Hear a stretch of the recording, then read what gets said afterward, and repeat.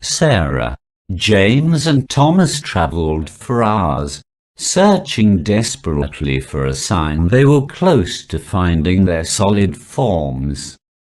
They moved through several stone walls and into even more pitch-black tunnels leading to nowhere until something caught their attention.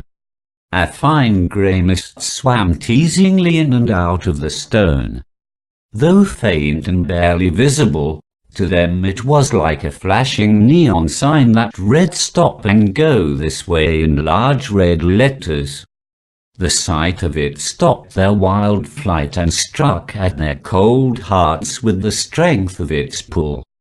It was as if some part of what they once were was still here, waiting patiently for the rest of them to come back.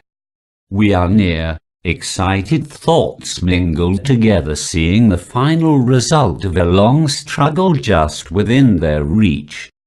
Pinging around like super-powered projectiles, they moved closer to their targets, a strong urge calling them home.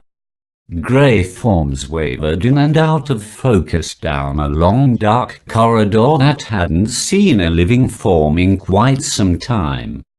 The lonely, silent places that hadn't been seen since the Drogs tunneled through the stone thousands of years before glowed with the faintest of light cast out by the residue only detectable by those who once knew it as their life essence.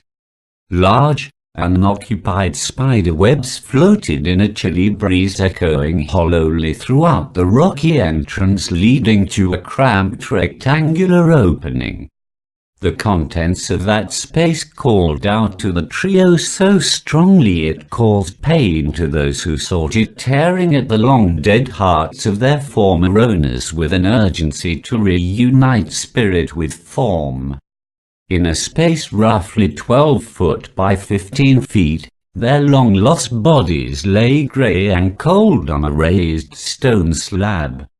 Hanging close to the ceiling, all three souls looked longingly at pale, stiff forms that might have otherwise been asleep.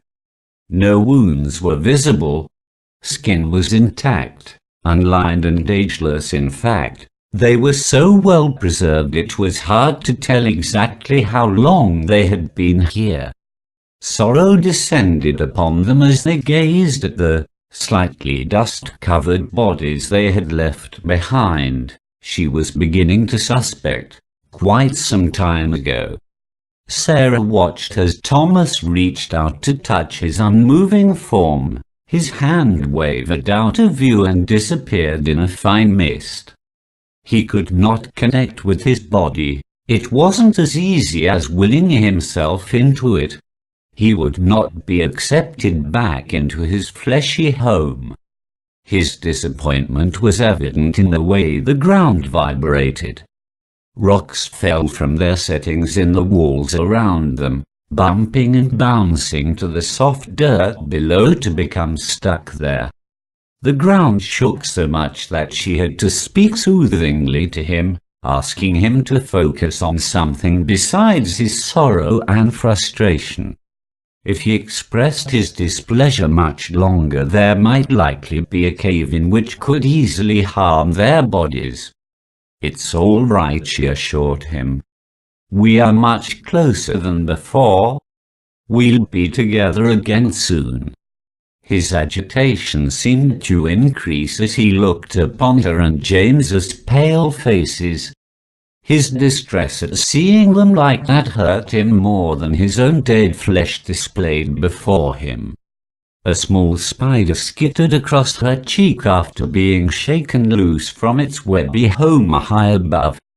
Thin, sticky legs moved in a weaving pattern from below her eye to the soft hair of her eyebrow. Its panicked flight was stopped there as the arachnid sensed their presence nearby but was unsure what to do next.